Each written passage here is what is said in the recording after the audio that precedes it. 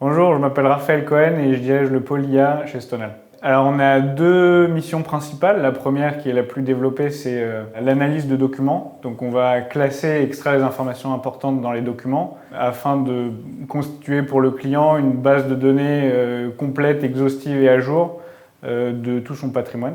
Et la deuxième mission, ça va être une mission qui va concerner davantage le bâtiment en tant que tel et ça va être comparer les bâtiments entre eux afin de faire de l'aide à la décision, de suggérer des actions communes à plusieurs bâtiments pour faire de l'optimisation de charges, diminuer les risques et tout ce qui est efficience énergétique. Et donc en fait, on peut soit décider de comparer des bâtiments au sein d'un même parc immobilier pour un seul client, soit le comparer à toute la France ou à l'échelle d'au-dessus, le monde entier.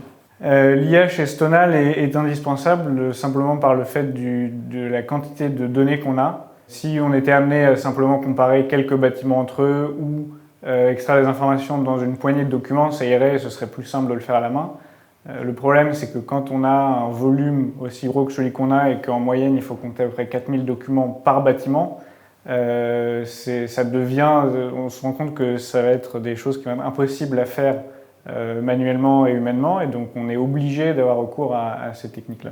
On commence la journée en général par un daily, où en fait c'est une petite réunion où on essaie de savoir ce sur quoi les autres membres de l'équipe travaillent. Si certains ont des difficultés, on peut les aider. Et une fois qu'on a fini cette réunion, bon, il n'y a pas forcément de journée type, mais en général ça peut se répartir entre soit de la veille technologique et de la recherche et développement, soit de l'optimisation des solutions qu'on a déjà implémentées, l'implémentation de nouvelles solutions qu'on va ensuite comparer aux anciennes et pour faire du benchmark. Et on va aussi être amené à gérer l'infrastructure, les serveurs.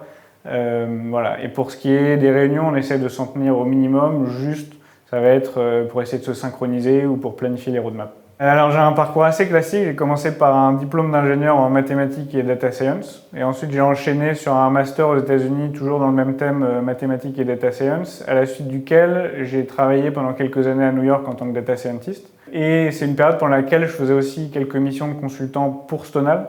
Et donc quand je suis rentré en France, ça m'a semblé évident de rejoindre l'entreprise à temps plein. C'est un projet extrêmement ambitieux, techniquement extrêmement intéressant.